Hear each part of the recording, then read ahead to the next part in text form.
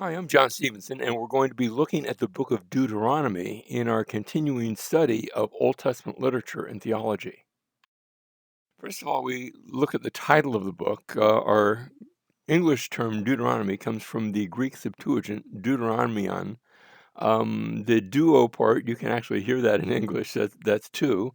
And the word nomos is law. So the second law, and in a sense, this is the second giving of the law. We saw the law given already in Exodus.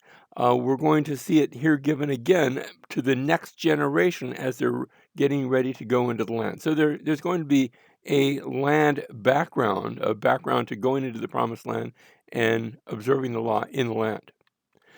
Deuteronomy chapter 17, verse 18, now it shall come about when he sits on the throne, that is when the king, and we're going to see about a promise of a king, when he sits on the throne of his kingdom, he shall write for himself, here it is, a copy of this law, a second law, on a scroll in the presence of the Levitical priests. That is, the king was to have a copy of the law just so he wouldn't forget. The Hebrew name is Elah HaDeravim. These are the words. And that's taken from the opening verse, Deuteronomy chapter 1, verse 1. Notice how it starts off. These are the words. So that's actually the title, the Hebrew title of the book, which Moses spoke to all Israel across the Jordan in the wilderness in the Arabah. The Arabah is that big Jordan Rift Valley, opposite Suf, between Paran and Tophel and Laban and Hazeroth and Diz Ahab. So they're getting ready to go into the promised land. They haven't crossed the Jordan yet. That's not going to happen until the book of Joshua. But just before they are, we're going to have this giving of the law, and then we'll see right at the end the death of Moses. And the leadership will be handed over to Joshua, and then the book of Joshua will pick up with the next part of the movement. I need to talk a bit about Deuteronomy and what are called the suzerain treaties. Here we're looking at, and that's my wife Paula, is with a big wall murals. Actually, it's 3D, it sticks out of the wall, of Hittite kings. And the Hittites, they were a people that lived far to the north of Israel. But we have found a number of their treaties, and they illustrate the sort of treaty that was used specifically in the second millennia BC.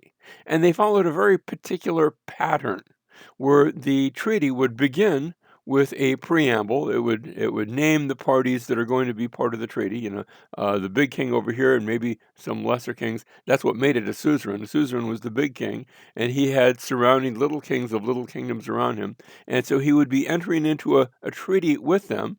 As I said, it started with a preamble. Next, there would be a historical prologue that told the past relationship of the big king and the little kings. And maybe they had always been friends. Maybe there'd been some conflict in the past, but that's at an end, and now they're entering into a treaty.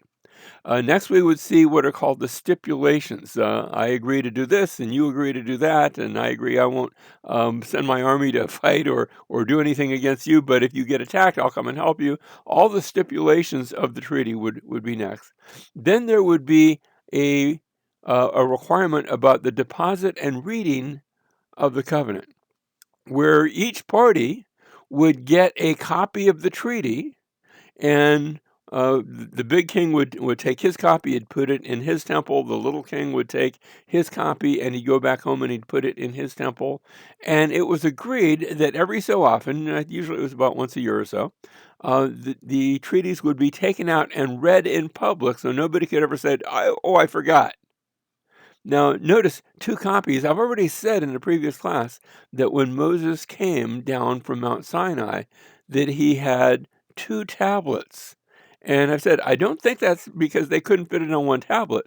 I think that's two tablets, one for God and one for God's people, but God's going to be with his people. So he says, you hold on to both copies, because eventually, when we get to chapter 10, they're going to go into the Ark of the Covenant. They're going to be there with God, but with his people at the same time. So deposit and reading of the covenant. Next, we see that there are witnesses called. Now, in the pagan treaties, that would usually be the various pagan gods. And God doesn't use those here. And finally, there would be curses and blessings. Curses if you break the covenant, blessings if you keep the covenant. And what I've just given you is not just a suzerain treaty, the outline for a suzerain treaty, but I've also given you the outline for the book of Deuteronomy. It follows the same outline. So this was something that was familiar to the people living in that day, in the second millennia BC. So here's the same outline. Notice we start off with the preamble, chapter 1, verse 1 in Deuteronomy. We get to chapter 1, verse 6, and we start off on a historical journey that takes us through the rest of chapter 1, 2, 3, 4, that retrace the steps of the Israelites to bring them to this point. So that's really a recounting of what God has done on their behalf. We get to chapter 5. The stipulations start with the Ten Commandments, but it's not going to stop there. We're going to have both the Ten Commandments, and they'll be more fully explained in the ensuing chapters, and then related commandments, and it relates to how the Israelites live both now and how they will be living in the land of promise. So it's what Israel is to do, both now and when they get into the promised land. And then notice the last two sections, the blessings and the cursings, and there's also a succession clause. Now, among the Hittites, that would be what happens if the king dies, are all bets off. No, there would be a successor, your son or whoever becomes king next. They're going to keep the same treaty. And here again, we have a succession clause because it's already planned out that Moses is going to die and Joshua will be his successor. And so commands are given to Joshua in that regard. And so what God will do, he hasn't done that yet, but what he will do if they are obedient, if they are disobedient, and with regards to a successor after Moses. Deuteronomy chapter 5 and verse 4, the Lord spoke to you, this is Moses speaking, the Lord spoke to you face to face at the mountain from the midst of the fire. He's retracing what had happened back 40 years earlier. While I was standing between the Lord and you at that time to declare to you the word of the Lord, for you were afraid because of the fire and did not go up to the mountain. And he said, and now what we have is the Ten Commandments laid out again. We've seen them already. And we've seen how the first four are toward God. No other gods before me. That there are to be no idols, no images of God. You can't draw a picture of God. He's the invisible God. That God's name is to be holy. And so do not use it in an empty sort of way. I don't think it's saying you can't use God's name, but make sure that you invest it with all its meaning and power when you do that. The Jewish people to this day have gone, I don't want to say to an extreme. I think they're trying to observe this law where they will typically not use the name of God. Very, very rarely, maybe if they're teaching or something like that, but they'll not usually mention it by name, and instead will substitute the term either Adonai, which is the Hebrew word for Lord, or perhaps they will call him Hashem, which is the name. And so they'll give some sort of substitute. And you say, well, is that right? Well, let me just say, the New Testament writers did the same thing. When you get to the New Testament, you will not find the name of God written even a single time anywhere in the New Testament. They could have done. They could have written it with Greek letters, even though they were writing in Greek. But they did not do that. They determined not to do that, and they followed that practice. So maybe if it was good enough for them, it's good enough for us as well. So God's name is to be holy. The Sabbath day is directed toward God. And then we have those commandments that are toward people, respect for your parents, honor your father and mother, no murder. And at this point, they are very short. In fact, in English, notice I put no murder instead of you shall not murder. Actually, the Hebrew is very short like that. It's literally says no murder, no adultery, no stealing, no false witness. It's almost like bullet points, like we're doing it here. And we get to the very last one, and it's no coveting. Now, there's a little bit of an explanation on that. You shall not covet your neighbor's wife or his house or anything that belongs to your neighbor's, because that's an unusual one. No other culture, I think we said this before, no other culture ever had a law against coveting. How can you enforce such a law? Which tells me that this law is not just external, it is internal as well. So all of these laws are perfect. They are all spiritual, not just on the outside, but they're on the inside as well. While some of them resemble laws of society, they far surpass those laws in their intent. And we see that here with the law of coveting, but we also see that when Jesus explains the law in Matthew chapters 5, 6, and 7, and about how the law is meant to be inside too, not just on the outside. And so he gives us a witness of what the law really means there in his Sermon on the Mount. They have a corresponding corollary. That is, when a duty is commanded, there's a contrary sin which is forbidden. And when a sin is forbidden, there's a contrary duty which is being commanded. If there's no murder, that also means that we are obligated to protect life.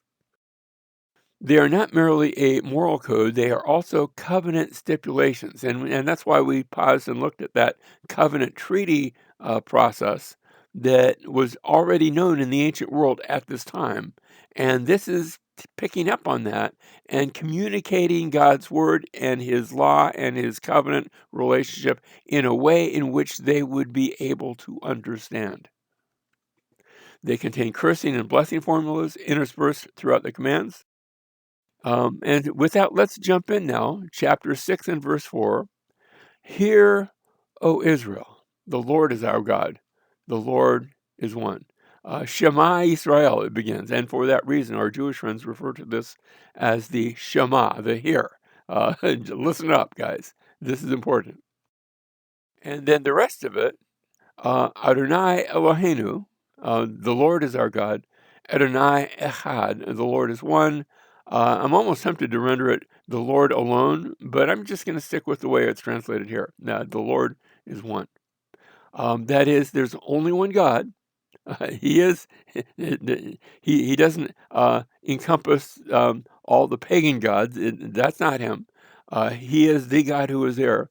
And let me say, I am Trinitarian in my views, but any discussion of the Trinity must begin with the statement, the foundational statement, there's only one God. So Trinitarianism does not mean we believe in multiple gods. That would be wrong. The Lord is one.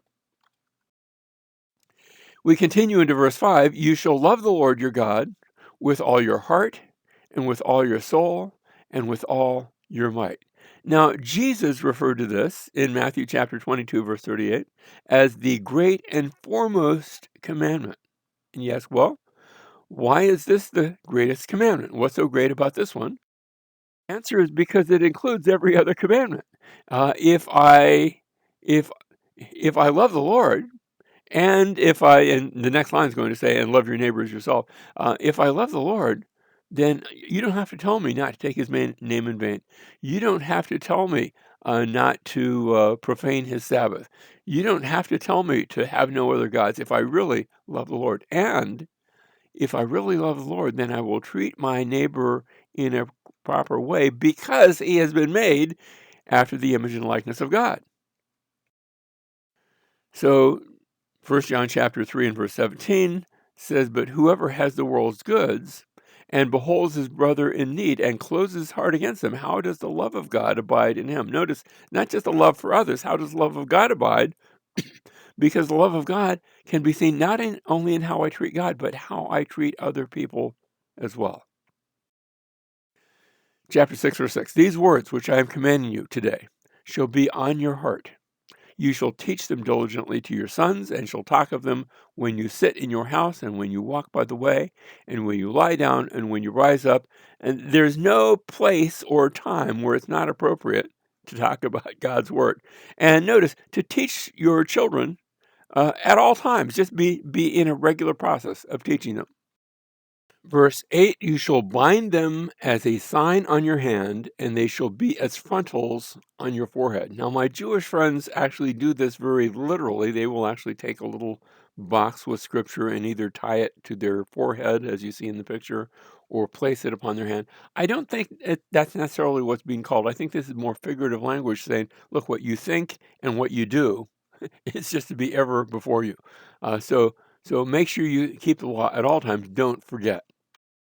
Verse 9, you shall write them on the doorposts of your house and on your gates. And what you see here is what's called a mezuzah. That's actually the word for doorpost. And again, the practices. And actually, if you go to my sister's house, you will see a little mezuzah, a little box, and it has a little piece of scripture inside of it. Again, doing this literally. I think it's okay if you do it literally, but I think what it's saying is that you have your whole house about the Lord, that whether you're in your house or out of your house, that the Lord's law is going to be reflected in what you say and do. Now, that's the Ten Commandments and the Shema, starting in chapter 5 and going into chapter 6. Next, we have the stipulations. So these are the foundations for the commands in chapter 7 through the end of chapter 11. And these will be, first of all, a promise to drive out the nations. Israel is called to be holy in chapter 7, and that is set apart. They are to stamp out paganism. The reason the Canaanites are being driven out is because of their evil practices, again, including their evil religion, their wrong worship. So the Israelites are warned, don't you engage in that, because you could be driven out too. That goes doubly for you. Next, we have a reminder of God's covenant faithfulness in the wilderness and all the things that he's done. So they're told, don't forget, because God has been faithful, so you be faithful too. Remember the golden calf incident that had taken place. We saw that back in Exodus. And they're called to circumcise their heart, not just, yes, they're to go through an outward ritual of circumcision, but that's supposed to be a picture of the true circumcision of the heart. In the same way, we Christians, we have what we call baptism, water baptism.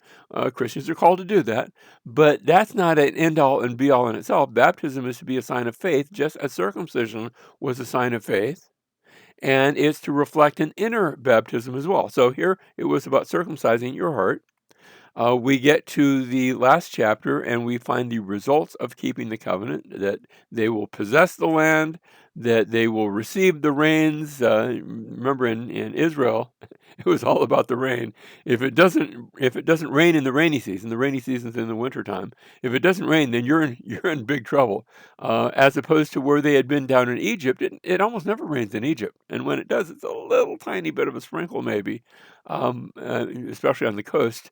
But throughout most of Egypt, there's no rain. They don't need it to rain because it rains 4,000 miles to the south that starts the Nile River, and they depend on the Nile. But they don't have the Nile River in Israel. So receiving the rains is an important thing. And finally, there's a blessing and a curse, which we're going to see again toward the end of the book. We continue with chapters 12 through 21. Now, these are related commands, so that we have warnings about idolatry, and again, walking us back through the first three commands that had been given. We have laws about worship, sort of reminds us of the Sabbath. The Sabbath command is related to that, so it's an expansion on that now. Then we have qualifications of leaders, and remember how we had a law about parental authority, honor your father and mother. So this is a outgrowth from that. Notice how we're taking a law and expanding upon it. We have laws about war and peace. Remember how there were laws against murder. Uh, and finally, there are laws of living that just cover a wide variety of things, sexual purity and theft and pledges and all sorts of things like that. Chapter 18 and verse 15, notice we read that the Lord your God will raise up for you a prophet like me, this is Moses speaking, from among you, from your countrymen. You shall listen to him. So there's going to be another prophet. We're not talking about Joshua. I don't even think we're talking about the other Old Testament prophets. I think we're talking about the ultimate prophet, the one that's like Moses. Verse 16, this is according to all that you asked of the Lord your God in Horeb on the day of the assembly, saying, let me not hear again the voice of the Lord my God. Let me not see this great fire anymore, or I will die. So Moses had served as a mediator between God and man, and there's going to be another, a little bit like, but greater than Moses, who's going to come along and be that greater mediator. We continue in verse 18, and here's God speaking now. I will raise up a prophet from among their countrymen like you, and I will put my words in his mouth, and he shall speak to them all that I command him. It shall come about that whoever will not listen to my words, which he shall speak in my name, I myself will require it of him. And I think ultimately we're speaking of Jesus, who is the prophet like Moses, but a better prophet than Moses. Indeed, Matthew, the Gospel of Matthew, the big idea there is to present Jesus in sort of Moses terms. Now we get to chapter 22, and this is that section where I have a variety of commands. So here's one about gender roles. Chapter 22, verse 5: A woman shall not wear man's clothing, nor shall a man put on woman's clothing. Now we're not told what that is. That actually might change from culture to culture, and I think that's okay. But still, there is to be a difference in the way genders dress, because genders have different roles. For whoever does these things is an abomination to the Lord your God. Cross-dressing is not a good thing. Here's a law about life safety, chapter 22, verse 8. When you build a new house, you shall make a parapet for your roof, so that you will not bring blood guilt on your house if anyone falls from it. Now, we're looking at a model of Jerusalem as it existed many hundreds of years later. And notice in the model at least, the roofs, for the most part, have a parapet, a low wall, to stop anybody from falling off by mistake. Now, here where I live in South Florida, we don't usually have your roofs where you can walk on them. They're just not set up that way. We have far too much rain. It would be sort of messy. But we do have a application of that law. There's a law down here in South Florida that if you have a swimming pool, you have to have a gate around it with it where it's secured, where a little child cannot mistakenly come in and fall into the pool and drown. That's an application of this law. Chapter 23, verse 21, we get into a section about vows. When you make a vow to the Lord your God, you shall not delay to pay it, for it would be sin in you, and the Lord your God will surely require it of you. However, if you refrain from vowing, it would not be a sin in you. So if you don't make a promise, then that's okay. You're not held accountable for promises you didn't make. But if you make a vow, then make sure that you pay it. Let me just say, practically speaking, one of the things that my family will hear me do, instead of saying, I promise we're going to do such and such, I often say, this is what I'm planning on doing. We'll see. And that's okay. And that's why I have that practice personally. Notice you shall be careful to perform what goes out of your lips, just as you have voluntarily vowed to the Lord your God what you have promised. Here's a law about livelihood. No one shall take, this is chapter 24, verse 6. No one shall take a handmill or an upper millstone in pledge. It deals with vows as well. For he would be taking a life in pledge. That is, if you know how sometimes you'll take a promissory note, you'll take something that is a down payment, but don't make that down payment the other person's ability to make a living, because he wouldn't be able to pay you back if you take his livelihood. So don't do that. So we have labor and wages. You shall not muzzle the ox while he is threshing. Now, to thresh, that means you would take the grain, and once you'd cut it down, you would take something heavy and tie it to your ox and have your ox pull it around, and he would be grinding up the grain. But the ox might get hungry, and notice he's allowed to just bend over and have a bite to eat from the grain that he's grinding. And you're not supposed to muzzle them to stop him from doing that. And the idea here is that they can participate in the fruits of their labors. Now, here it refers to the oxen that are allowed to do that. But in the New Testament, the Apostle Paul takes this principle and he applies it to those who labor in ministry, that they are not to be muzzled. That is, they ought to be able to engage in the fruit of that ministry. That is, if they're laboring and doing good for other people, then you pay them. It is why we pay pastors their salary. Don't muzzle the ox while he is threshing. Chapter 25, verse 13, this is about labor and wages also. You shall not have in your bag differing weights, a large and a small. You see, they didn't have dollar bills and coins the way we have them. Everything was determined by its weight. And make sure that your weight standards are the same, not one if you're buying, the other if you're selling, where you're going to cheat your customers. Verse 14, you shall not have in your house differing measures, a large and a small. It's not saying you can't have cup sizes and things like that. What it's saying is that make sure that you're being truthful If there's a cup of something, that's a standard of measure. Verse 15, you shall have a full and just weight. You shall have a full and just measure, that your days may be prolonged in the land which the Lord your God gives you. Don't cheat other people in your dealings. That's the idea behind this. Now, we get to chapters 27 through 30, and we're going to see a series of curses and blessings. The instructions given in chapter 27, and we're going to look at this in detail. They are to go to Mount Ebal in the land of Canaan. They're not there yet. They haven't seen the land of Canaan or Mount Ebal. But when they get into the land, they're to go to this particular place. Let's look at that.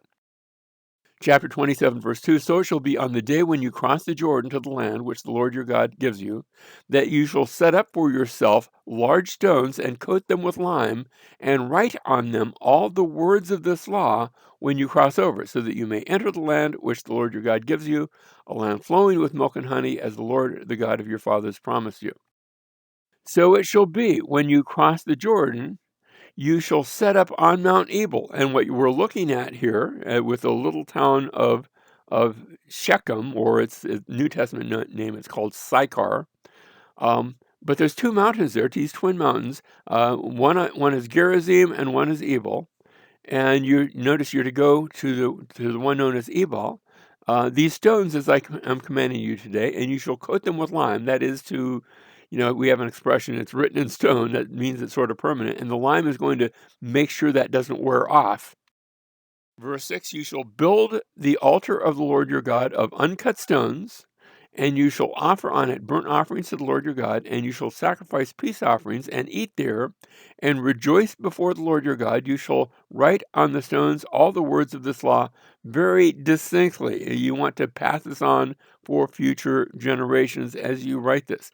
Notice, you're not going to be going down to Mount Sinai again, but we're bringing Sinai into the promised land, a different mountain, but again, a mountain that's going to be associated with these promises. Verse 11, Moses also charged the people on that day, saying, when you cross the Jordan, these shall stand on Mount Gerizim to bless the people. And notice we've got half of the Israelites: Simeon, Levi, Judah, Issachar, Joseph, and Benjamin. So these specific tribes are going to be on one mountain, Mount Gerizim.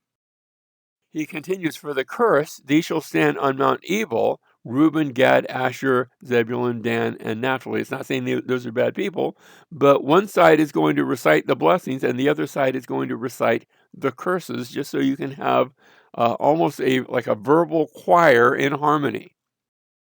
Now it shall be, chapter 28, verse 1, if you diligently obey the Lord your God, being careful to do all his commandments, which I command you today, the Lord your God will set you high above all the nations of the earth. All these blessings will come upon you and overtake you if you obey the Lord your God. And we're about to read, what are the blessings? Blessed shall you be in the city, and blessed shall you be in the country. Blessed shall be the offspring of your body, and the produce of your ground, and the offspring of your beasts, and the increase of your herd, and the young of your flock. Blessed shall be your basket and your kneading bowl. Blessed shall you be when you come in, and blessed shall you be when you go out. The Lord shall cause your enemies who rise up against you to be defeated. That's a blessing too, before you. They will come out against you one way and will flee before you 7 ways. So notice how this is multiplied. Do you remember something about I'm going to bless you or I'm going to curse you 7 times more back in Leviticus 26? This is a repeating. It's worded a bit differently, but it's that same blessing and cursing formula that we saw back in Leviticus 26, but now it's applied specifically to the land. Verse 8, the Lord will command the blessing upon you in your barns and in all that you put your hand to, and he will bless you in the land which the Lord your God gives you. The Lord will establish you as a holy people to himself, as he swore to you, if you keep the commandments of the Lord your God and walk in his ways. Notice this is a conditional promise. If you observe the correct condition, you get the correct blessing. Verse 13, the Lord will make you the head and not the tail. In other words, you're going to be first place. You will only be above and you will not be underneath. That's a good thing. If you listen to the commandments of the Lord your God, which I charge you today, to observe them carefully and do not turn aside from any of the words which I command you today, to the right or to the left, to go after other gods to serve them. Stay faithful to the Lord. Verse 15, but, and that's a big but it shall come about if you do not obey the Lord. Now we're going to get to the curses. If you do not obey the Lord your God to observe to do all his commandments and his statutes with which I charge you today, that all these curses will come upon you and overtake you. Now the curses begin. Cursed shall you be in the city, and cursed shall you be in the country. Cursed shall be your basket and your kneading bowl. Cursed shall be the offspring of your body, and the produce of your ground, the increase of your herd, and the young of your flock. Cursed shall you be when you come in, and cursed shall you be when you go out. The Lord will send upon you curses, confusion, and rebuke in all you undertake to do, until you are destroyed, and until you perish quickly on account of the evil of your deeds, because you have forsaken me. The blessings, they were really good. The cursings, they are really bad. Verse 23, the heaven which is over your head shall be bronze. This has cosmic proportions. And the earth which is under you, iron. You're going to try to plant, and it's going to be as if the earth, the ground is iron. You can't get any seeds in. The Lord will make the rain of your land powder and dust from heaven. It shall come down on you until you are destroyed. Remember how Elijah comes on the scene in 1 Kings and says, it's not going to rain. That's the fulfillment of this promise. Elijah's actually praying, Lord, do what you said you would do, and he does. Chapter 28, verse 45, so all these curses shall come on you and pursue you and overtake you until you are destroyed, because you would not obey the Lord your God by keeping his commandments and his statutes which he commanded you. They shall become a sign and a wonder on you and your descendants forever.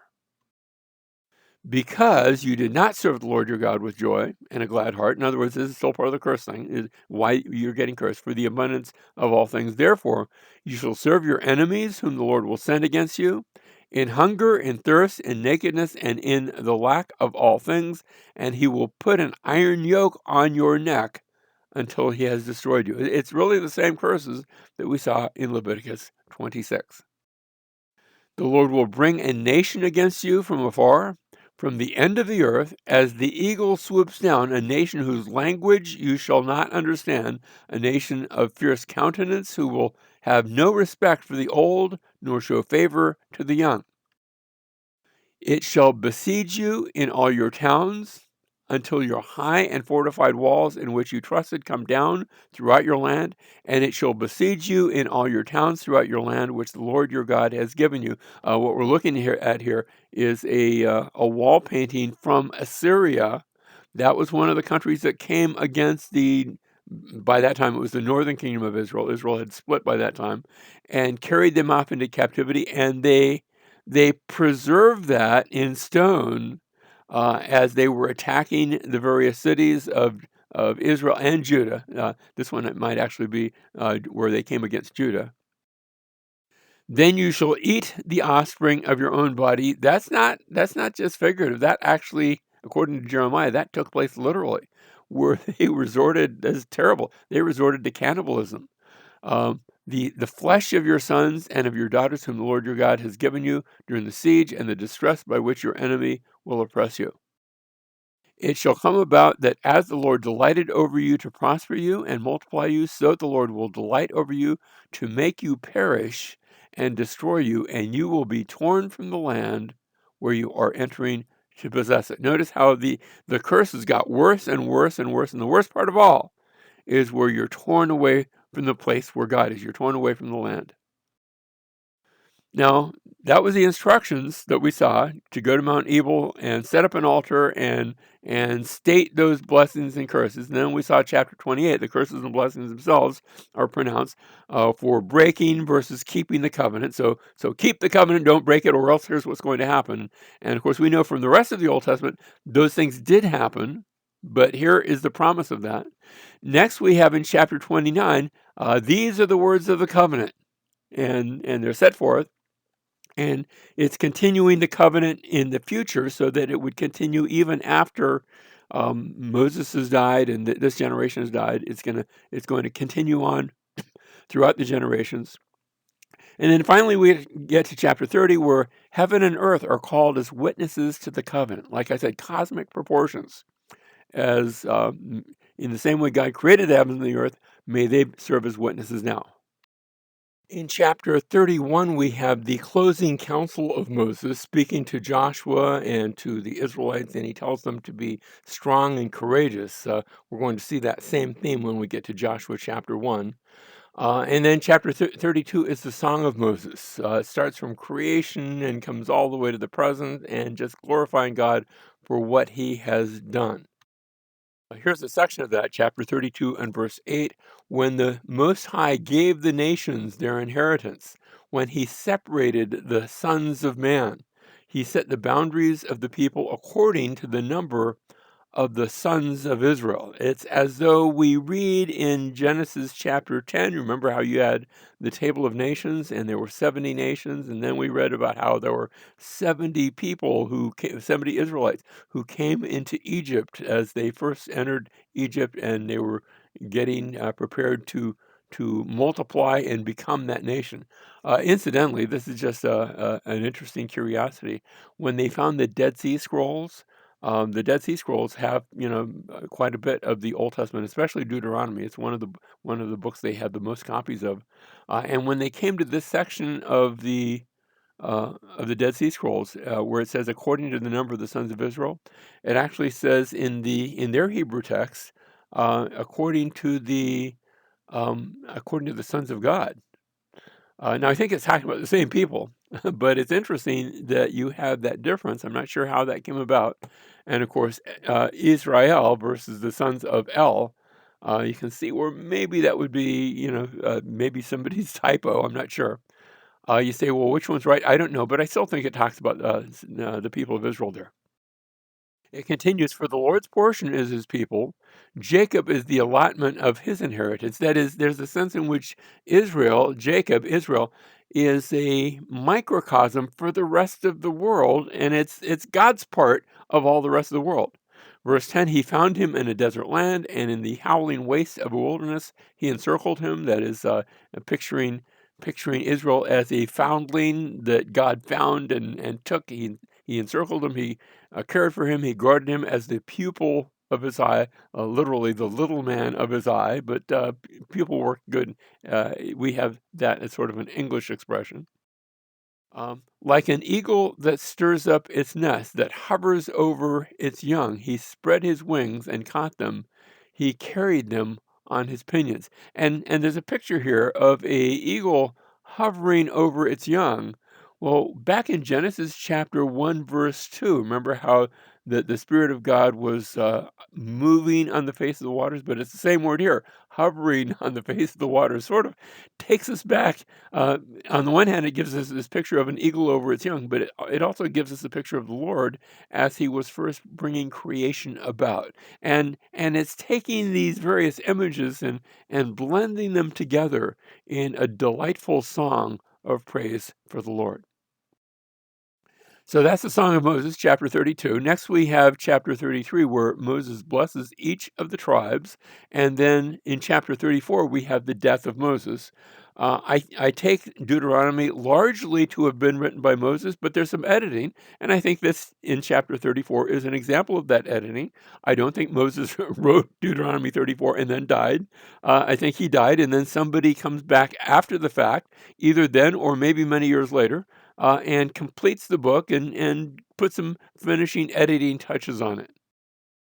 Chapter 34, verse 10, since that time, no prophet has risen in Israel like Moses. Now, this suggests that it wasn't just the next day that somebody finished the book after Moses had died, but after after considerable time. So notice, since that time, no prophet has risen in Israel like Moses, whom the Lord knew face to face, for all the signs and wonders which the Lord sent him to perform in the land of Egypt against the Pharaoh, all his servants and all his land, and for all the mighty power, and for all the great terror which Moses performed in the sight of Israel. They've never seen anything like that. Moses was, yes, the lawgiver, yes, a prophet, but also great, great miracles. And the next time you're going to see something that great or greater, yes, you're going to see miracles in the days of Elisha, but it's going to be when Jesus comes. And when Jesus came, that's why we call him a prophet like unto Moses.